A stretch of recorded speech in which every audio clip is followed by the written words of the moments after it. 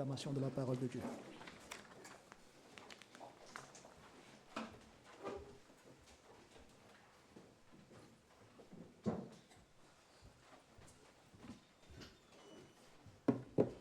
Bonjour à toutes et à tous. Ce matin, nous allons parler de l'Église. Encore une fois, nous allons parler de l'Église locale.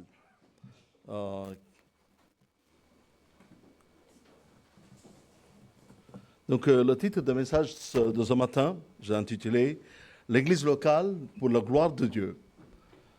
Donc, vous savez, le psaume 19, il commence ainsi. Le psalmiste il dit « Les cieux racontent la gloire de Dieu et l'étendue manifeste l'œuvre de ses mains. » Les cieux racontent la gloire de Dieu et l'étendue manifeste l'œuvre de ses mains. L'apôtre Paul, dans son épître aux Romains, a écrit « Ce qu'on peut connaître de Dieu est manifeste pour eux, Dieu leur ayant fait connaître les perfections invisibles de Dieu, sa puissance éternelle et sa divinité, sa voix comme à l'œil depuis la création du monde, quand on les considère dans ses ouvrages. » Donc, les cieux, il déclare la gloire de Dieu, et aussi toute la nature. Le concept de la gloire de Dieu, révélé à travers son peuple, est un thème profond, tissé tout au long du récit biblique. La gloire de Dieu, souvent décrite comme sa présence manifeste et ses attributs divins, est rendue visible dans la vie de ceux qui le suivent, servant de phare au monde. Dans l'Ancien Testament, la gloire de Dieu est fréquemment associée à sa présence parmi les Israélites. Le mot hébreu pour gloire, kavod, exprime un sens de poids et d'honneur. La gloire de Dieu se manifeste visiblement dans le nuée et le feu qui conduisent les Israélites dans le désert. Nous pouvons voir dans Exode chapitre 13, le tabernacle et plus tard le temple étaient des lieux centraux où la gloire de Dieu demeurait parmi son peuple. Et en Exode 40, 34, 35, que je vais lire pour vous, « Alors la nuée couvrit la tente d'assignation et la gloire de l'Éternel remplit le tabernacle. » Moïse ne pouvait pas entrer dans la tente d'assignation parce que la nuée restait dessus et que la gloire de l'Éternel remplissait le temple. Donc, la gloire de Dieu est toujours associée avec la présence de Dieu parmi son peuple. Les prophètes ont également parlé de la gloire de Dieu qui se révèle à travers son peuple. Isaïe 60, je vais lire les 4 premiers versets qui proclament « Lève-toi, sois éclairé, car ta lumière arrive, et la gloire de l'Éternel se lève sur toi. » Ça parle des enfants d'Israël, bien sûr. « Voici, les ténèbres couvrent la terre et l'obscurité les peuples, mais sur toi, l'Éternel se lève, sur toi, sa gloire apparaît. Des nations marchent à ta lumière et des rois à la clarté de tes rayons. Porte tes yeux alentour et regarde, tout ils s'assemblent, ils viennent vers toi. » On peut prendre ça pour l'Église aussi aujourd'hui, que le Seigneur il a établi sa gloire parmi son peuple. La gloire de Dieu se manifeste dans d'autres endroits que les montagnes, les arbres, les couchers de soleil et les océans. Vous êtes-vous déjà demandé comment Dieu manifeste sa gloire parmi son peuple?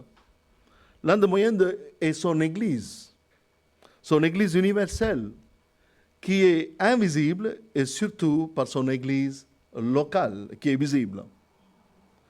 Dieu utilise son Église locale pour manifester sa gloire lorsque nous servons les autres au nom de Jésus.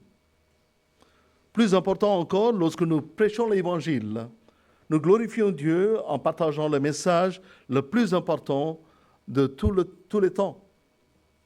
L'Église montre au monde, par notre engagement constant envers Dieu, qu'il est digne de notre adoration et dévouement, et lorsque Dieu travaille en nous et à travers nous, Il se montre à toute sa création. Il manifeste sa gloire. L'Église est donc un instrument de la gloire de Dieu sur terre. On peut dire que l'Église locale est comme une fenêtre du ciel sur la terre par laquelle le monde est permis de voir la gloire de Dieu sur cette terre aujourd'hui.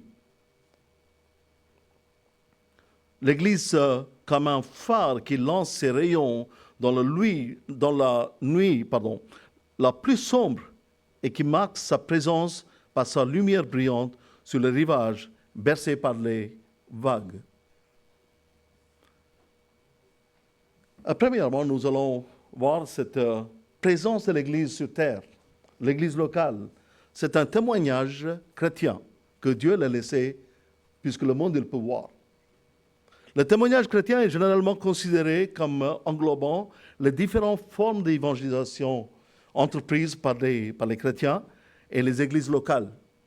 Il est considéré comme incluant l'évangélisation personnelle, la distribution de traités, le porte-à-porte, la prédication en plein air, ce qui n'est plus pratiqué aujourd'hui dans notre pays, mais qui existe encore dans les nombreux autres pays. Il y a des frères et sœurs dans notre église ici, qui sont zélés et participent à ces formes d'évangélisation. Nous louons sincèrement le Seigneur pour ses disciples de Jésus-Christ. L'école de dimanche et le ministère auprès des enfants, les visites à domicile, le ministère dans les camps, etc., ces formes d'évangélisation sont légitimes et ce que le Seigneur le souhaite. Il existe toutefois certaines caractéristiques d'une église locale qui contribuent de manière essentielle à son témoignage sans que cela soit son intention. Parfois, on n'est même pas conscient de ce qu'on fait. Elles ne sont pas principalement évangéliques, mais elles renforcent considérablement l'évangélisation d'une assemblée.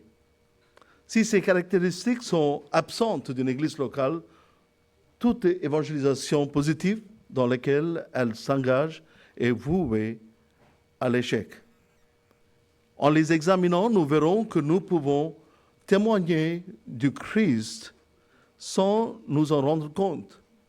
Parfois, nous pouvons évangéliser sans le vouloir vraiment. Savez-vous que nous pouvons influencer les gens pour le Seigneur sans le savoir? Si vous savez comment on peut faire. Aujourd'hui, nous avons des influenceurs. Ils influencent le monde entier avec les médias sociaux. Ils s'appellent influenceurs ou influenceuses. Et normalement, un disciple devrait influencer les autres personnes par rapport à rendre sensible au Seigneur, par rapport au Seigneur Jésus-Christ aux autres. Donc, il y a 7 points, nous allons voir. Premièrement, le témoignage d'amour chrétien. Le témoignage de l'amour chrétien. Deuxièmement, le témoignage des normes chrétiennes. Et qu'est-ce que ça veut dire, les normes chrétiennes? Nous allons voir. Et le témoignage d'une communion chrétienne. Mais quand les gens ils entrent ici, aujourd'hui on a le repas fraternel, ils devraient remarquer quelque chose qui n'est pas nécessairement présent dans le monde. La communion chrétienne. Et quatrièmement, le témoignage de l'enseignement chrétien. Et ce que la parole nous enseigne. Et ce que nous enseignons avec la parole du Seigneur. Et cinquièmement, le témoignage de caractère chrétien. Le chrétien, il a un caractère, n'est-ce pas? Nous devrions avoir un caractère. Nous ne sommes pas balayés par le monde, par les choses du monde. Mais un chrétien, il devrait être chrétien partout et tout le temps. Et sixièmement, le témoignage de la bonté chrétienne. Mais aujourd'hui, le mot bonté, c'est presque absent dans le monde où on vit. Le témoignage de la bonté chrétienne. Et dernièrement, le 7e point, le témoignage de la parole chrétienne. Donc, premier point, nous allons voir le témoignage de l'amour chrétien. Évangile de Jean, chapitre 13, versets 34 à 35, je vais lire pour vous. Le Seigneur dit, je vous donne un commandement nouveau. Le Seigneur, il a déjà donné 10 commandements, n'est-ce pas, dans l'Ancien Testament, livre d'Exode, chapitre 20. Je vous donne un commandement nouveau, aimez-vous les uns les autres. Comme je vous ai aimé, vous aussi aimez-vous les uns les autres. À ceci, tous connaîtront que vous êtes mes disciples. Si vous avez de l'amour les uns pour les autres, dans ces paroles, vous avez l'amour les uns pour les autres. Dans ces paroles remarquables que le Seigneur Jésus a adressées à ses disciples dans la chambre haute, nous trouvons 3 choses. Mais notre sujet d'adoration, c'était l'amour de Dieu. Alors, nous avons parlé d'amour. Et ici, le Seigneur nous demande d'aimer les uns les autres. Et ceci est un commandement. Il a dit que je vous donne un commandement nouveau. Donc, première chose qu'on voit, c'est un commandement. Aimez-vous les uns les autres. Et deuxième chose que nous remarquons ici, c'est un exemple que le Seigneur le montre. Comment c'est un exemple? Comme je vous ai aimé, aimez-vous les uns les autres. Mais parfois, c'est très à la mode de parler, l'amour c'est le plus important, l'amour chrétien. On peut dire qu'il faut aimer, le Seigneur nous a... Très bien. Mais le Seigneur, il a dit que, comme je vous ai aimé, aimez-vous les uns les autres. Nous avons un exemple dans le Seigneur, un exemple suprême dans la vie de notre Seigneur Jésus-Christ. Et le troisièmement, nous voyons ici le résultat. À ceux-ci, tous reconnaîtront que vous êtes mes disciples. Si vous faites comme je vous commande de faire, et à ceux-ci, tous reconnaîtront que vous êtes mes disciples si vous avez de l'amour les uns pour les autres. Donc, l'Église de Christ est marquée par l'amour du Christ, par l'amour chrétien. Et si nous pratiquons l'amour, le monde autour de nous, il verra quel type de disciples nous sommes, quel type de chrétiens nous sommes, quel type de l'Église nous sommes. Remarquez que le Seigneur a émis un édit, un commandement, un ordre.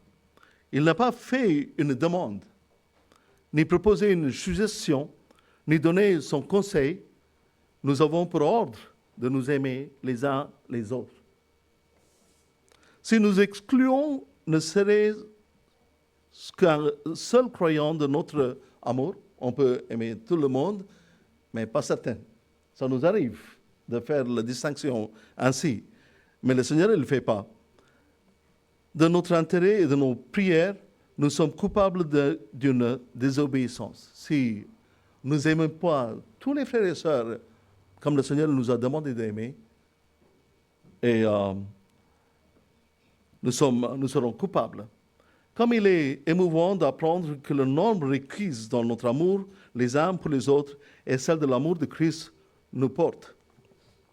Donc, dans l'amour chrétien, nous voyons encore 5 points. Considérons les caractéristiques de son amour pour les siens. Elles comprennent les éléments suivants. Premièrement, la loyauté. Dans l'amour du Seigneur, nous trouvons la loyauté. Deuxièmement, la constance. C'est toujours constant, l'amour de Dieu. Troisièmement, l'impartialité. Il fait plus de partialité. Et quatrièmement, la fidélité. Et cinquièmement, le sacrifice de soi. Et premièrement, nous pouvons voir ce qui est la loyauté. Dans les évangiles, il est intéressant de noter que lorsque les hommes critiquaient les disciples, le Seigneur intervenait pour les défendre. Ce fut le cas un certain jour de sabbat, lorsque les disciples cueillaient et mangeaient du maïs en traversant les champs de maïs. On peut lire ça dans Marc chapitre 2, versets 23 à 28. Je vais lire pour vous, Marc 2, 23 à 28. Il arriva un jour de sabbat que Jésus traversa le champ de blé. Ses disciples, chemin faisant, se mirent à arracher des épis. Les pharisiens lui dirent, « Voici pourquoi font-ils qu'il n'est pas permis pendant le sabbat ?» Et le verset 25, Jésus leur répondit, « N'avez-vous jamais lu ce que fit David lorsqu'il fut dans la nécessité et qu'il eut faim, lui et ceux qui étaient avec lui. Le souverain sacrificateur Abiatar mangea les pains de proposition qui n'est permis qu'aux sacrificateurs de manger, et en donnant même à ceux qui étaient avec lui. Puis il leur dit, le sabbat était fait pour l'homme, et non l'homme pour le sabbat, de sorte que le Fils de l'homme est maître même du sabbat. Ici, nous voyons que le Seigneur, il est toujours loyal pour nous défendre. L'amour de Dieu, par son amour, il nous défend toujours. Vous souvenez-vous dans le cas de Marie, quand elle a brisé la bouteille d'alabâtre, quand elle a versé sur le pied du Seigneur, mais il critiquait. Mais le Seigneur, lui, il n'a pas émis un mot, mais le Seigneur, il défendait. Son amour pour lui, il nous défend. Le Seigneur connaissait mieux que quiconque les faiblesses et les défauts de ses disciples, mais il leur était fidèle et toujours prêt à les défendre contre leurs détracteurs et leurs ennemis. En est-il de même pour nous? Comment réagissons-nous lorsque nous entendons nos frères et sœurs dans la foi être calomniés, critiqués ou diffamés? Si notre amour pour nos frères et sœurs est véritable, est-ce que nous défendons ou nous joignons les critiques? La déloyauté est une négation de l'amour. Quand nous ne sommes pas loyaux avec notre amour, c'est une négation de l'amour. Et deuxièmement, nous voyons dans l'amour de Dieu la constance. L'amour du Sauveur pour ses disciples était immuable et inébranlable. Nous venons de chanter ce cantique. Quand les montagnes s'éloigneraient, quand les collines chanceleraient, mon amour ne quittera jamais. Hein? Et donc, il ne fluctuait pas comme la marée, ni ne croissait et décroissait comme la lune. Hein? Si vous allez à Mont-Saint-Michel, je pense que la marée haute et la marée basse. Hein? L'amour de Dieu ne se conduit pas ainsi. Il ne varie pas en fonction de leur dévotion ou de leur obéissance. Hein? Même quand les disciples étaient désobéissants, quand ils n'étaient pas fidèles, hein, le Seigneur, il a aimé. Hein? Quand Jésus parle avec Pierre, la parole dit, il le regarda, il l'aima. Hein? Il l'aima. En Jean 13, 1, avant la fête de Pâques, Jésus, sachant que son heure était venue de passer de ce monde au Père, et ayant aimé les siens qui étaient dans le monde, mit le comble à son amour pour eux. Mais il savait qu'il sera crucifié, il sera sacrifié, mais il mis le comble à son amour pour eux. Notre amour, les uns pour les autres, est-il ainsi? Fiable dans sa constance et incessant dans sa prière, qu'il soit réciproque ou non. Mais souvent, nous aimons aimer ce que nous aiment. Nous n'aimons pas ce qu'ils n'aiment pas trop, mais nous ne démontrons pas notre amour envers ceux qui montrent une certaine méfiance envers nous. Et troisièmement, dans l'amour du Seigneur, nous voyons l'impartialité. Le Seigneur Jésus n'avait pas de favori. Il fait que le 4e évangile fasse référence aux disciples que Jésus aimait dans l'évangile Jean, ne signifie pas qu'il y avait des disciples qu'il n'aimait pas. Nous pouvons limiter notre amour principalement à ceux qui partagent notre tempérament. Hein. Souvent, on aime ceux qui nous ressemblent un peu. Notre tempérament, notre vision, notre attitude ou nos convictions. Mais le fait est qu'un tel amour est très médiocre et inacceptable pour le maître. Notre amour devrait s'étendre à tous les croyants où qu'ils se trouvent. Et quatrièmement, la fidélité. Avec son amour, il est fidèle. Il aimait trop ses disciples pour ignorer leurs défauts et leurs péchés. et il est réprimandé lorsque leur conduite le méritait. En Proverbe 27, 5, nous lisons « Mieux vaut une réprimande ouverte qu'une amitié cachée. » Les blessures d'un ami prouvent sa fidélité, mais les baisers d'un ennemi sont trompeurs. Le véritable amour devrait être le motif de toute réprimande, nous permettant d'éviter de causer de souffrances inutiles et de nous aider mutuellement plutôt que de nous entraver. Mais nous lisons dans la Bible, le Seigneur, il châtie ceux qu'il aime. Ainsi, nous devrions comprendre ceux qui viennent parler avec nous directement, qui voudraient nous corriger de nos erreurs. Nous devrions savoir une chose, que la personne, il nous aime. On devrait chercher le vrai amour dans cette personne. Et cinquièmement, nous voyons ici, sacrifice de soi. L'amour demande un sacrifice de soi. En Jean 3, 16, nous avons connu l'amour en ce qu'il a donné sa vie pour nous. Mais comment connaître l'amour de Jésus-Christ? En ce qu'il a donné sa vie pour nous. Nous aussi, nous devons donner notre vie pour les frères. C'est la parole de Dieu qui nous exhorte de pratiquer un tel amour. L'Église ne manque pas de récits de personnes qui ont littéralement rempli cette obligation. En attendant, il nous appartient de donner notre vie dans un travail et un service inlassable et désintéressé pour nos frères et sœurs dans la foi. Si la norme semble exigeante, la promesse qui est associée est extraordinaire. Nous enseignons que cette forme de témoignage involontaire fonctionne toujours. C'est à cela que tous reconnaîtront que vous êtes mes disciples. Et qu'elle fonctionne partout. C'est à cela que tous reconnaîtront que vous êtes mes disciples.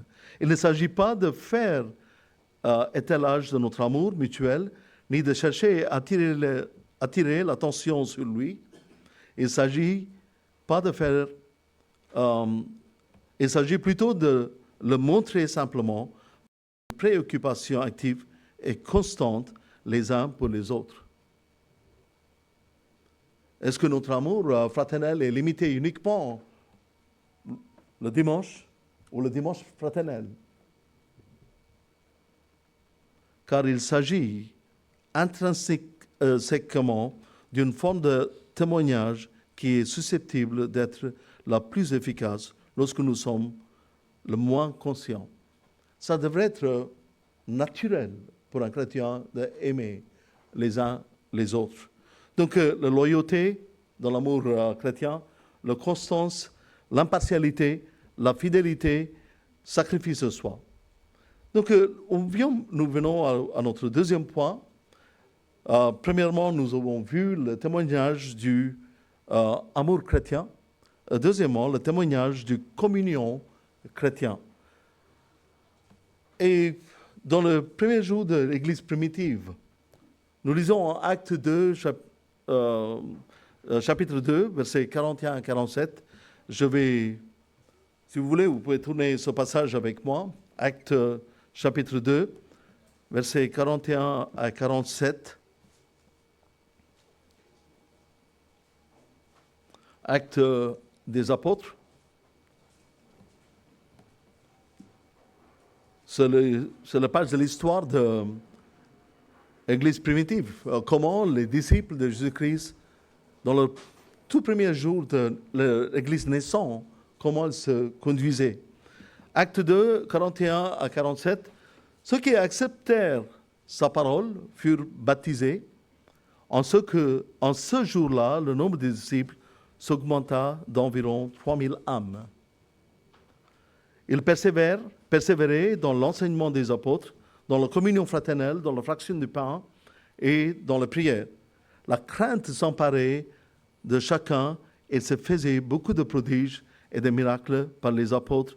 Tous ceux qui croyaient étaient dans le même lieu et ils avaient tous en commun. Ils vendaient leurs propriétés et leurs biens et ils s'en partageaient le produit entre eux selon le besoin de chacun. Ils étaient chaque jour tous ensemble assidus au temple. Ils rompaient le pain dans les maisons et prenaient leur nourriture avec joie et simplicité de cœur. Le verset 47, louant Dieu et trouvant grâce auprès de tout le peuple, et le Seigneur ajoutait chaque jour à l'Église ceux qui étaient sauvés. Ça termine avec le verset 47, et le Seigneur ajoutait chaque jour à l'Église ceux qui étaient sauvés. Mais l'ingrédient pour le secret, comment c'était fait que leur amour chrétien et la communion fraternelle qu'ils pratiquaient dans leur vie de tous les jours. Et aujourd'hui, il y a beaucoup de moyens. Comment augmenter l'assistance dans son église? Il propose plein de choses. Comment attirer les gens vers son église et tout cela. Mais ce n'est pas notre souci. Notre souci, ce n'est pas attirer les gens dans l'église du Seigneur. Et ça, c'est le travail du Seigneur. Et dans le verset 47, nous voyons la deuxième partie. Et le Seigneur ajoutait chaque jour à l'église ceux qui étaient sauvés. On peut attirer les gens en faisant beaucoup de choses, en ajoutant la musique, un peu comme le monde, on peut ajouter beaucoup de choses. Mais ce n'est pas nous. Le Seigneur ajoutait chaque jour à l'Église ceux qui étaient sauvés. Et tournez aussi avec moi en Actes chapitre 4, dans le même livre, chapitre 4 de Actes des Apôtres. Nous allons lire à partir du verset 32 jusqu'à 37. Nous sommes en train de voir la communion fraternelle, le témoignage du communion chrétien. Acte 4, 32. La multitude de ceux qui avaient cru n'était qu'un cœur et qu'une âme. Nul ne disait que ces biens lui appartenissent en propre, mais tout était commun entre eux. Les apôtres rendaient avec beaucoup de force témoignage de la résurrection du Seigneur Jésus. Et une grande grâce reposait sur eux tous, car il n'y avait parmi eux aucun indigent. Tous ceux qui possédaient des champs ou des maisons les vendaient, apportaient le prix de ceux qui l'avaient vendu et déposaient aux pieds des apôtres. Et l'on faisait des distributions à chacun selon qu'il en avait besoin. Joseph, surnommé par les apôtres Barnabas, ce qui signifie fils d'exhortation, lévite, originaire de Chypre, vendit un champ qu'il possédait, apporta l'argent et le déposa aux pieds des apôtres. Donc, dans ces parties de communion chrétiens, nous voyons ici ce que des chrétiens ils pratiquaient, ce qu'ils faisaient. Ces versets révèlent qu'ils régnaient parmi les croyants de l'Église de Jérusalem un incroyable esprit de générosité, désintéressé et de sacrifice de soi. On a toujours envie de garder pour soi-même. Mais si on veut donner ce que nous possédons aux autres, c'est le sacrifice de soi. Cet esprit était spontané. Et l'apôtre, ils n'ont jamais enseigné que vous devrez faire ainsi. Mais c'était spontané, qui vient de l'amour de Christ, qui est versé dans leur cœur. C'était naturel, joyeux et aussi contagieux. Ce n'est pas que les chrétiens se réunissaient et convenaient d'un programme soigneusement élaboré de soutien mutuel et de charité. Non. Ils ne se demandaient certainement pas si cela améliorait leur réputation de leur église locale. Non.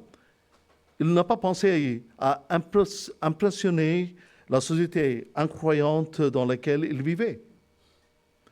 Il semble, et cela nous interpelle aujourd'hui, avoir apprécié le fait de ne pas être matérialiste. On dit que, convaincus de leur retour rapide du Christ, ils sont devenus irresponsables vis-à-vis de leurs biens. Mais ce que certains commentateurs pensaient. Mais cela n'est étayé par aucun passage biblique, mais ce serait une grave calomnie envers ces chrétiens du 1er siècle que leur attribuer une telle attitude. On peut certes soutenir qu'il est impossible aujourd'hui de suivre littéralement exemple de simplicité, mais ne serions-nous pas meilleurs si nous étions moins attachés à notre bien matériel et plus disposés à nous entraider dans le moment difficile? Nous pourrions alors vivre l'expérience décrite dans ce livre d'Actes. Et le verset 47, louant Dieu et trouvant grâce auprès de tout le peuple, et le Seigneur a ajouté chaque jour à l'Église ceux qui étaient sauvés. C'est une faveur qui n'avait pas été demandée.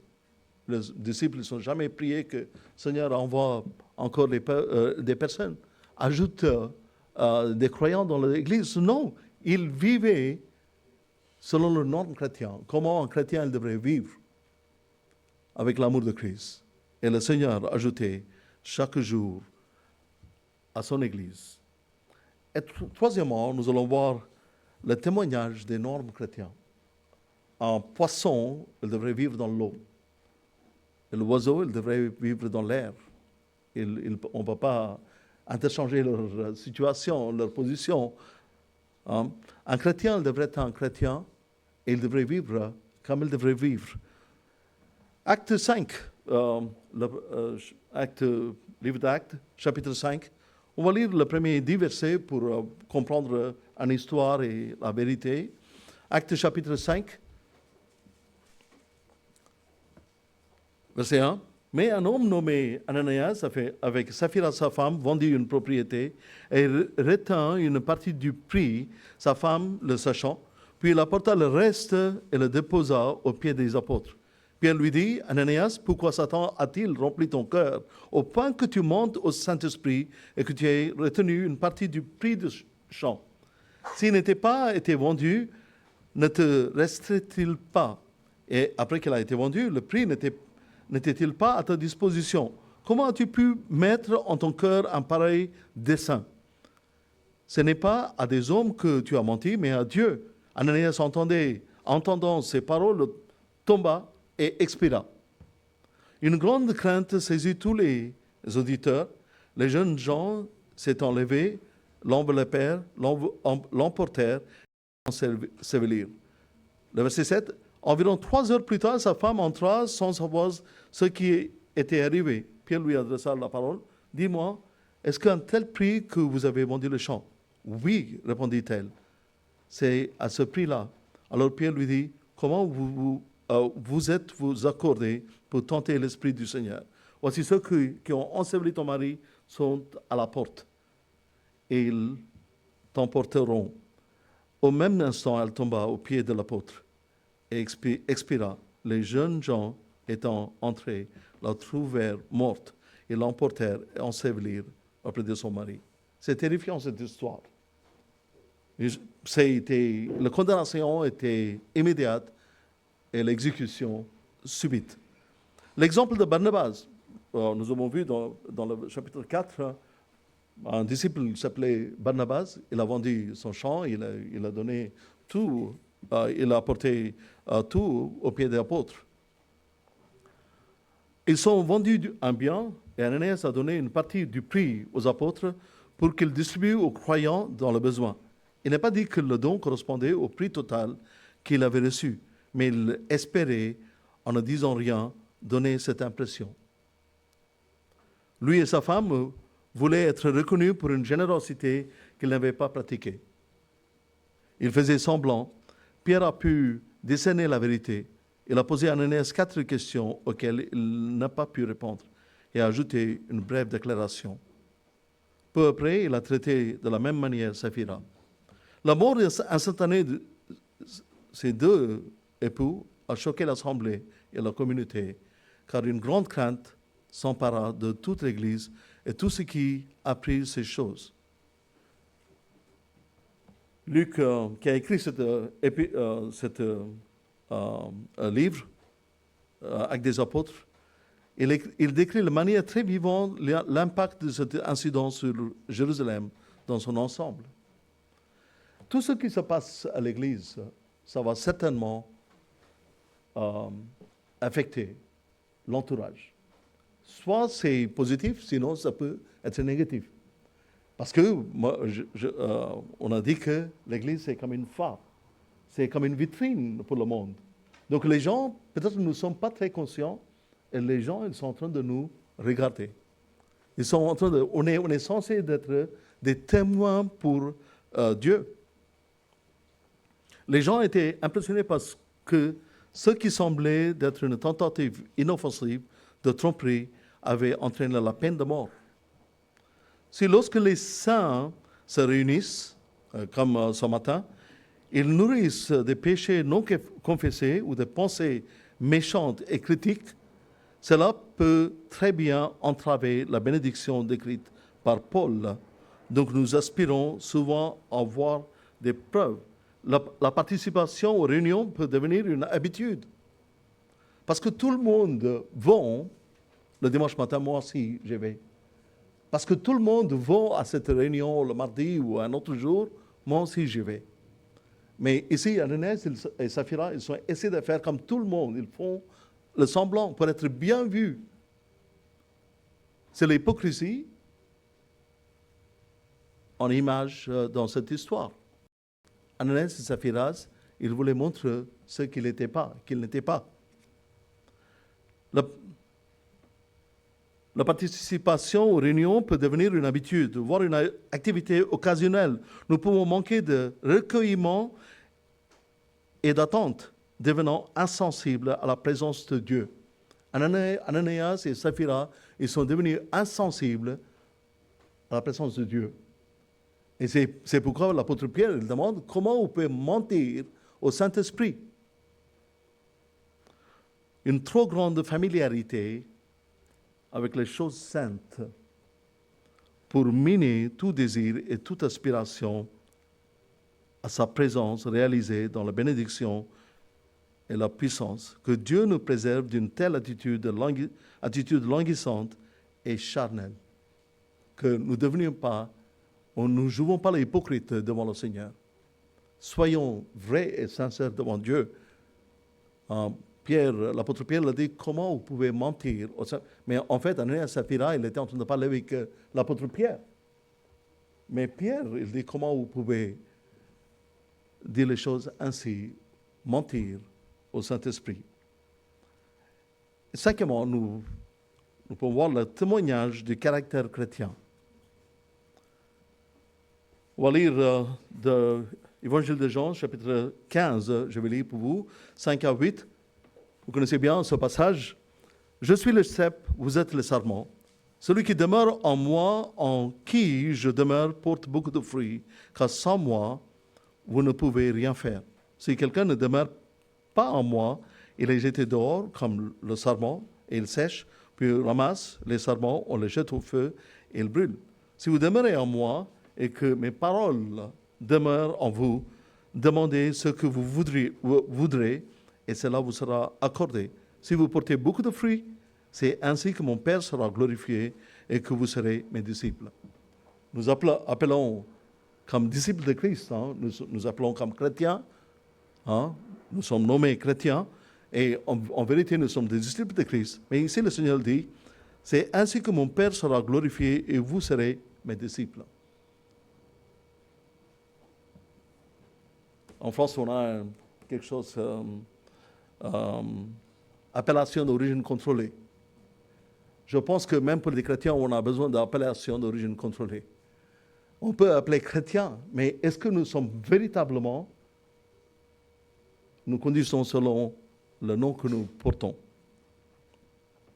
Le Père est glorifié dans la vie fructueuse des croyants et dans l'estime des spectateurs. Le caractère chrétien, le caractère christique du chrétien fructueux glorifie Dieu dans une société impie. Une telle vie est susceptible de convaincre, d'irriter, d'agacer les non-chrétiens, mais elle aura aussi tendance à les impressionner, même s'ils peuvent être réticents à l'admettre. C'est une preuve vivante du pouvoir transformateur de l'Évangile. Elle démontre que la puissance de la tyrannie du péché, si évidente tout autour de nous, peut être définitivement brisée par la puissance toute-puissante du Saint-Esprit. Mais ce jour-là, quand Ananias et Saphira ils sont venus apporter l'argent, ils sont posés aux pieds des apôtres. Et il n'y avait pas que des chrétiens, il y avait des autres personnes qui n'étaient pas des disciples. Mais quel effet il aurait pu avoir dans le cœur de ces personnes? Et souvent, l'Église, elle ne se conduit pas, l'Église de Christ dans le monde, elle ne se conduit pas comme elle devrait se conduire. Mais malgré nos imperfections, notre manquement, le Seigneur nous a laissés comme témoins pour lui dans ce monde. Quelle la grâce le Seigneur l'a fait pour nous. Mais si simplement nous pouvons comprendre cette grâce d'être partie de l'église locale, de partie de témoins pour le Seigneur. Et sixièmement, nous pouvons voir le témoignage de la bonté chrétienne. Galates 6, 9 à 10, nous ne lassons pas de faire le bien car nous moissonnerons au temps convenable si nous ne nous relâchons pas. Ainsi donc, pendant que nous avons l'occasion, pratiquons le bien envers tous et surtout envers le frère en la foi. Donc nous sommes appelés pour des bonnes œuvres, pour démontrer la bonté chrétienne. Ne nous laissons pas de faire le bien, ainsi donc, pendant que nous en avons l'occasion, pratiquons le bien envers tous. C'est un élément essentiel du témoignage chrétien. Même si, comme les autres, ce n'est pas son objectif principal. Il y a des églises qui balancent complètement l'autre côté en devenant le ONG qui fait que de bonnes œuvres. On peut dire que la plus grande église du monde, à Rome, ils font beaucoup de bonnes œuvres. Mais sans annoncer l'évangile, sans donner l'importance pour l'évangile de Jésus-Christ, mais nous devrions faire attention, et ce n'est pas notre objectif principal. Notre objectif principal, nous restons pour adorer et glorifier le Seigneur. Mais aussi, nous ne devrions pas oublier le témoignage que nous avons pour déclarer la bonté chrétienne, la bonté du Seigneur. L'acte de bonté vaut toujours la peine d'être accompli pour eux-mêmes. Il ne doit pas être accompli de manière ostentatoire, mais souvent nous voyons dans certaines saisons, certaines fêtes, vous trouvez beaucoup de mendiants au feu rouge, et certains gens, ils donnent beaucoup d'argent ou des choses, parce que c'est partie de leur religion. Et d'une manière ostentatoire, même s'il y a des voitures qui est bloquée derrière, mais ils devraient faire cela. Mais ce n'est pas ainsi que nous devrions conduire. Notre bonté devrait être naturelle et nous devrions faire, pas d'une manière ostentatoire, mais le Seigneur a dit, quand tu donnes, que l'autre main il ne sache pas ce que tu donnes avec ta main. Si cela finit par arriver, tant mieux, mais nous ne devons pas pour autant abandonner notre intérêt pour ceux qui se montrent indifférents aux revendications du Christ. Le Seigneur ne guérissait pas les gens dans le but de recruter comme des disciples, mais simplement parce qu'il avait compassion de... Vous savez, il y avait toujours des gens avec le besoin pour la guérison. Le Seigneur Jésus, il était tout le temps entouré par des gens qu'il voulait que le Seigneur le guérisse. Mais est-ce que le Seigneur a guéri tout le monde? Non, le Seigneur n'a pas guéri tout le monde. Mais il était ému de compassion, mais il guérissait parce qu'il avait la compassion pour eux. L'honnêteté nous oblige peut-être à admettre que dans la vie de l'Assemblée, d'une Église, les bonnes œuvres n'ont peut-être jamais été le point fort. Dans un souci incompréhensible d'insister sur le fait que les bonnes œuvres ne peuvent gagner la faveur de Dieu, il est possible de négliger complètement aussi. Une telle négligence n'est pas approuvée par les Écritures. Les chrétiens riches sont exhortés à faire les bonnes œuvres. En 1 Timothée, l'apôtre Paul, 1 Timothée 6, 18 à 19, je vais lire pour vous, recommande-leur de faire du bien, d'être riche en bonnes œuvres, de ne pas être riche, mais d'être riche en bonnes œuvres, d'avoir de la libéralité, de la générosité et d'amasser ainsi pour l'avenir un trésor placé sur un fondement solide afin de saisir la vie véritable. Donc nous sommes exhortés pour être riches dans les bonnes œuvres, pour faire les bonnes œuvres, en bonnes œuvres. Et aussi en Tite, chapitre 2, versets 13 à 14, l'apôtre Paul écrit à Tite ainsi, en attendant la bienheureuse espérance de l'avènement de Christ, qui c'est espérance et la manifestation de la gloire du grand Dieu et de notre Sauveur Jésus-Christ, qui s'est donné lui-même pour nous, afin de nous racheter de toute iniquité et de se faire un peuple qui lui appartienne, purifié par lui et zélé pour les bonnes œuvres. Notre Maître dit à ses disciples que votre lumière luise ainsi devant les hommes, afin qu'ils voient vos bonnes œuvres et qu'ils glorifient votre Père qui est dans les cieux.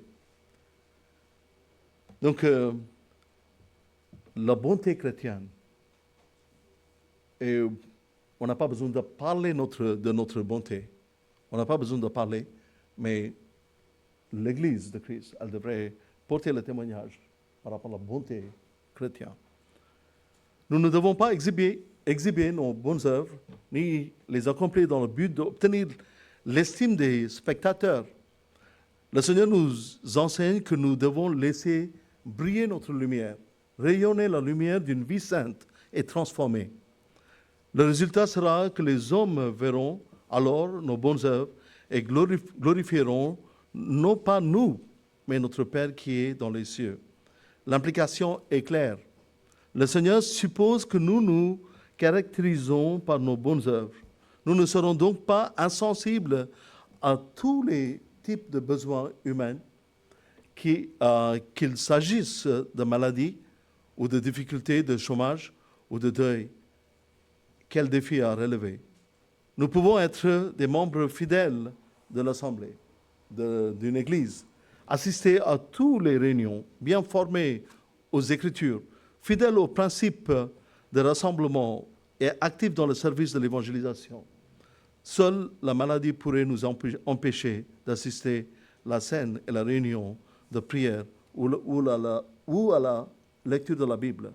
Mais sommes-nous à l'image de Christ, compatissants, sympathiques et actifs dans les visites, répondant discrètement aux besoins matériels lorsque nous les constatons?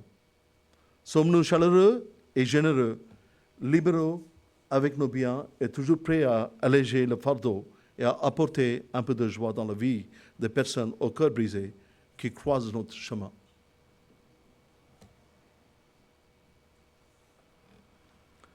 Et septièmement, le témoignage de la parole chrétienne. En Colossiens 4, 5 à 6, conduisez-vous avec sagesse envers ceux de dehors. Dehors, ça veut dire que les non-chrétiens, les gens qui ne connaissent pas le Seigneur. Conduisez-vous avec sagesse envers ceux du dehors et rachetez le temps. Le verset 6, que votre parole soit toujours accompagnée de grâce, assaisonnée de sel, afin que vous sachiez comment il faut répondre à chacun. Donc, on devrait être chrétien, on devrait conduire comme des chrétiens. Mais bien souvent, mais comme Jacques il dit dans son épître, nous brochons tous, mais beaucoup d'entre nous nous brochons par nos paroles. Et notre témoignage, bien souvent, est détruit par nos paroles, par la manière que nous parlons avec les autres. Ces deux versets concluent l'enseignement pratique de Paul dans l'Épître aux Colossiens. Le verset 5 concerne notre conduite et le verset 6 concerne notre langage. L'ordre est significatif et irréversible. Notre vie doit être droite pour que nos paroles soient efficaces. La conduite, en anglais, on dit walk, la façon que nous marchons, notre témoignage. Et ils disent que, en anglais, on dit walk the talk and talk the walk. Quand tu parles comme tu marches, et quand tu marches comme tu parles. Et notre vie doit être droite pour que nos paroles soient efficaces. En parlant de notre langage, Paul ne pense pas seulement à notre témoignage direct pour Christ, mais à notre conversation en général. Que votre parole soit toujours accompagnée de grâce. Est-ce que les gens ils trouvent la grâce dans notre parole? Que nous sommes les récipients de la grâce de Dieu. Est-ce que les gens autour de nous, ils voient la grâce de Dieu dans nos paroles? C'est une question pertinente que nous devrions nous poser nous-mêmes. Que votre parole soit toujours accompagnée de grâce, assaisonnée de sel, afin que vous sachiez comment vous devrez répondre à chacun. Le mot répondre apparaît de manière assez inattendue dans cette phrase. Il implique que les gens nous poseront parfois des questions. Et parfois, s'ils savent que nous sommes des chrétiens, nous venons de certaines églises, ils peuvent, par leurs questions, nous irriter, pour nous provoquer. Notre conduite, notre style de vie les impressionneront probablement sans que nous le sachions. Mais je ne sais pas, ça vous arrive au travail, les gens, ils peuvent demander, mais vous êtes de quelle religion? Mais vous êtes de quelle église? Et pourquoi ils posent les questions? Par la façon que nous conduisons avec eux, que nous ne faisons pas la même chose comme eux.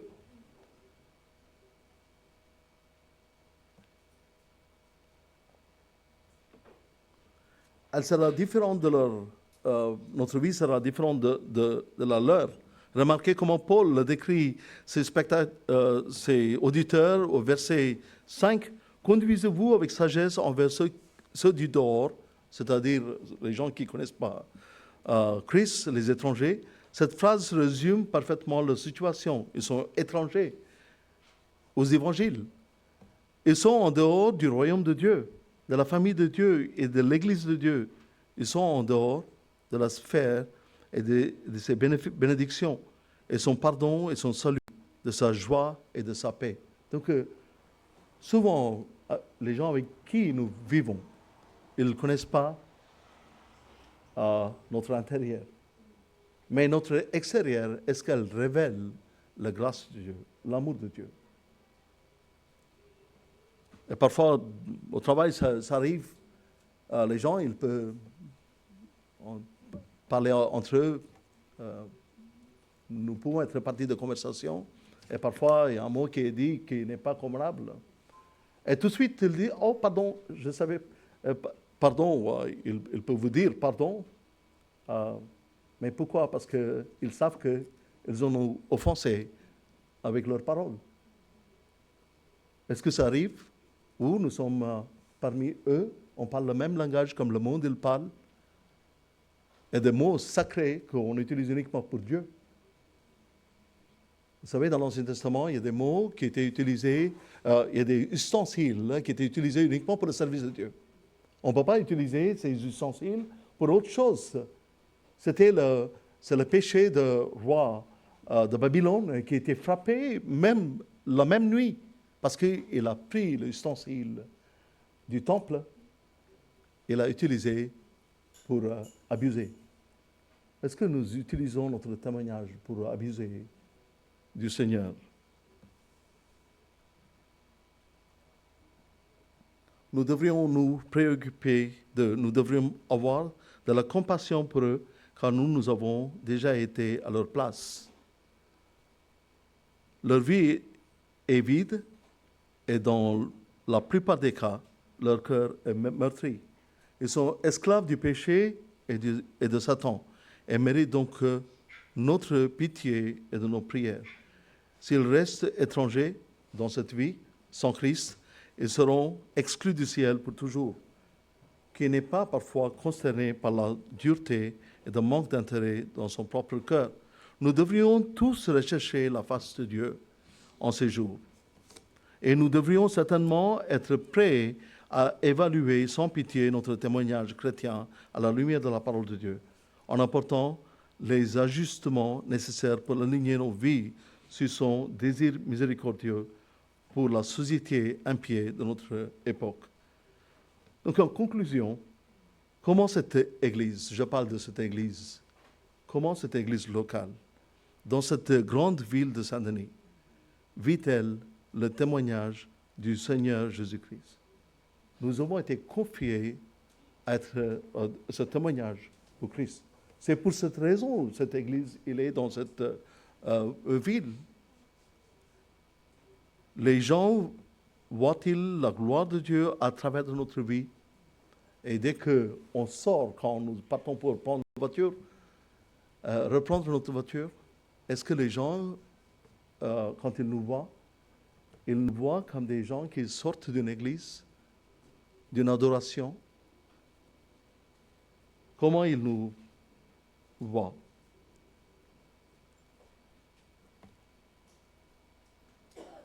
Que ce soit par la manière dont vous vous occupez de tous ceux qui se trouvent dans votre sphère d'influence et dont vous désirez qu'ils connaissent Dieu et croient en l'Évangile.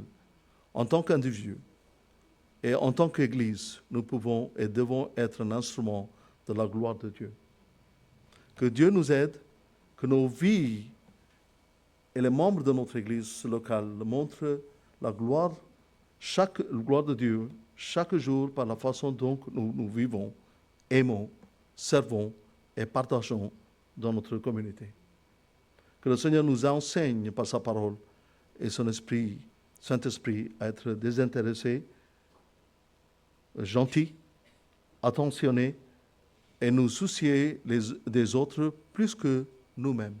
Mais bien souvent, nous sommes concernés par nous-mêmes, par nos intérêts, par les choses que nous concernent. Que le Seigneur nous aide à mettre en premier en toutes choses, afin que nous puissions montrer la gloire de Dieu à ceux qui nous entourent. Amen.